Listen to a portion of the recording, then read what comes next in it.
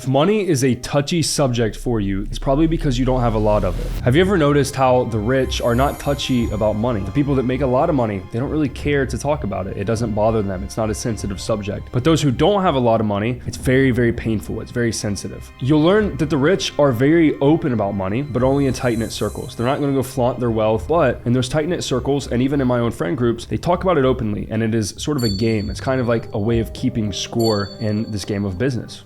In this video, I'm going to teach you 7 of the most important money tips that helped me become a millionaire at the age of 22 years old. And I'm going to help break any limiting beliefs that you have about money, finances, or anything along that subject. Luckily, I've been able to build friendships with some of the biggest online entrepreneurs in our entire space, and I've learned a lot from them. Stick around to the end for tip number 7 because it is a true game changer. Tip number 1 is forget what your parents taught you about money. If anyone can talk about this one, it's me. Guys, I grew up very, very poor in a little town called Piketon, Ohio. I didn't have much. We were on welfare at certain points. And my beliefs around money were so skewed, not just from my parents, but from the people around me and my outside family and friends and neighbors and people at school. People in small, poor towns look at rich people as if they're evil. They watch the news. They talk about the rich as if, oh, those foreign people, they're like foreign to us. They're evil. They're manipulative. They lie. They cheat. They steal to get the wealth that they have. But we are good people, and that's why we're poor. That's bullshit. It's the furthest thing from the truth, and that is why the people where I'm from remain poor, while the people in Miami where I've moved to, or in Europe where I travel, and these rich people that I know, they're some of the nicest, most considerate people that I've ever met in my life.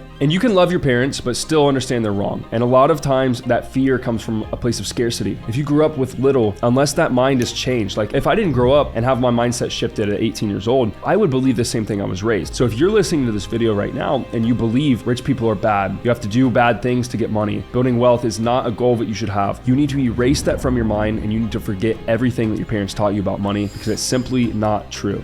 Guys, $100 was a lot of money to me at one point, and now millions really don't impress me that much. Obviously, my goals and my trajectory is way, way higher than a couple of $1 million, but I flipped my mindset about scarcity and about what my parents taught me and the people around me, and now I can see things for how they really are.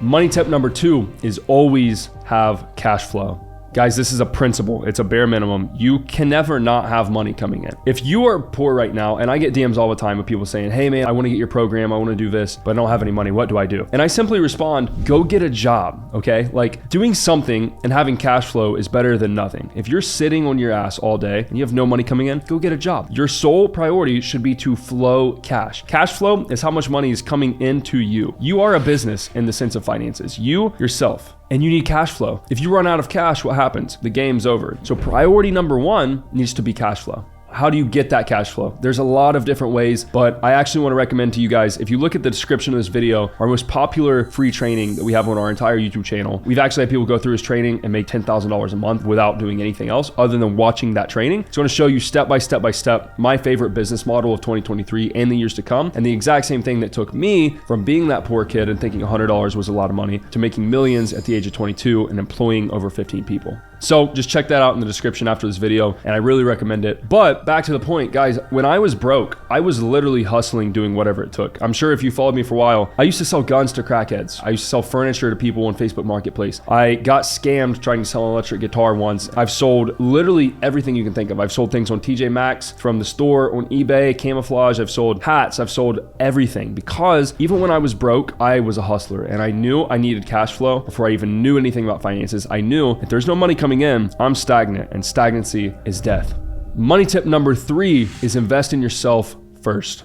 So once you stack up that first $3,000, $5,000, $10,000, what do you do with it? Do you go blow it? Do you go buy a PlayStation? Do you go to the club? None of those things. The first thing you should do, aside from a good place to live, good food in your body, a good gym to work out, and good clothes to wear, those are some good investments, is to invest that cash back into you. I get asked this all the time. Luke, I'm making decent money. I'm making $10K a month. What do I do? Do I buy stocks? Do I buy crypto? Do I buy real estate? The answer is none of those things. You got to understand in the trajectory of the real game, like what is the real game you're playing? There's people that make hundreds of millions of dollars $100,000 a year. You're making 10,000. 15, doesn't matter. You're making that much. You're making 0.00001% of what you could be making. So how do you get there? How do you climb that ladder? Well, you invest in yourself. You invest in coaches, mentors, education, knowledge, training. For example, I just went to Dubai with Iman and I spent $50,000 to go to a mastermind that's going to help me become better at business. It's going to help me become a better leader. It's going to help me become a better operator, a better marketer, a better CEO, and all of these other things. I know the value of investing in myself because it's what got me here. So do I stop now that I'm at a couple $1,000,000 or whatever? No, I keep investing in myself. Next year, my goal is to invest a couple $100,000 into myself and I'll find new masterminds. This year, I spent 75 grand on just education. And that's 2 masterminds. Actually, I spent more on courses. But my point being, you are the most valuable thing you can invest in. Not a stock, not a crypto, nothing that is going to give you a return that you can invest in will give you a return like it will if you invest in yourself.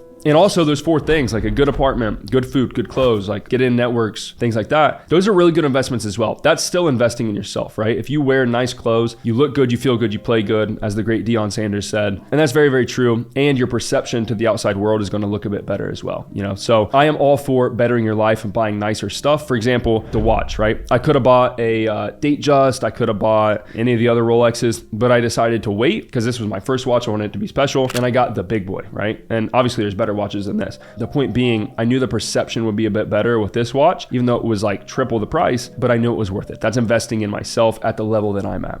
And money tip number 5 is right off of that, guys. Don't invest in markets until you've invested in yourself. And more importantly, until you have at least 6 figures liquid to invest in that thing. So you have $100,000 in your bank account. What do? You don't do anything. You continue to invest in yourself, in skills, in knowledge, in networks, access to people, food, health, apartments. Get that stuff taken care of so that you can increase your cash flow. Let's say you have $500,000, a couple $100,000 to invest. At that point, then you can invest in markets. Then it is a financially smart idea because you're diversifying your cash a little bit. You're taking some risk that you can actually afford to take, and the returns are going to outweigh the risk at that point. But if you had 50 grand and you go put 25 of it into a market, let's say you get a good 20% return.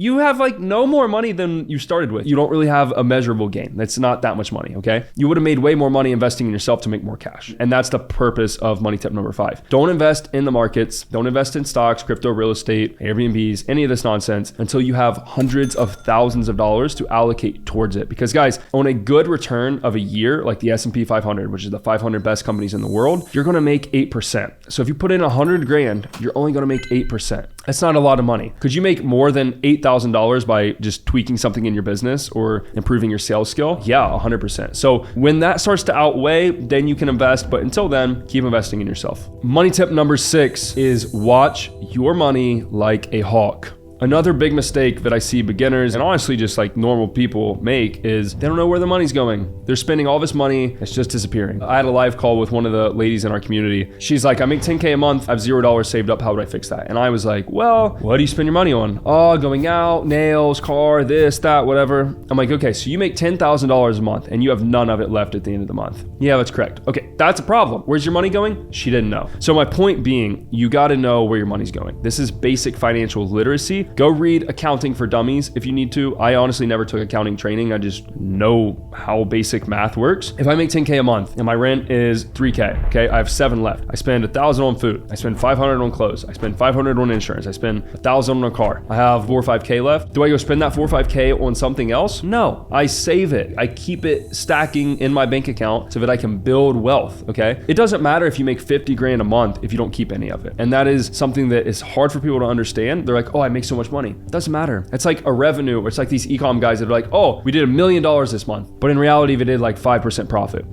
It's not real, okay? So the only thing that matters is profit and net, what do you keep? So make sure you know where your money's going. Make sure you pay attention to that and be financially literate. And if you need to, read some books, learn some financial literacy because it's an amazing skill to have. And finally, money tip number 7 is realize that money is a long game, but the way to win is while you're young. Make sure that you're working while you're young and doing things that your future self are going to thank you for. The greatest wonder of the world is this thing called compound interest. And if you aren't sure what compound interest is, if you double a penny so many times within, I think it's like a 30-day period, that penny will become millions of dollars by simply doubling itself. That is what compounding is. It's not a linear line on a graph. It's an exponential curve on the graph. So while the growth may be slow in the short term and in a little bit, you wait 5 years, you wait 10 years, and then it's parabolic and it goes crazy. The same thing applies when you invest. You compound the interest. So the same way skills and experience and knowledge compounds is the same way financially and mathematically your money will compound. So if you're young and before you're 30 years old and you can stack up millions of dollars and put millions away invested as of 20, 25, 26, 27, 28, 29, whatever year old, by the time you're 30 years old, by the time you're 40 years old, let alone 50, you are going to be so wealthy, you won't even know what to do with the money you have.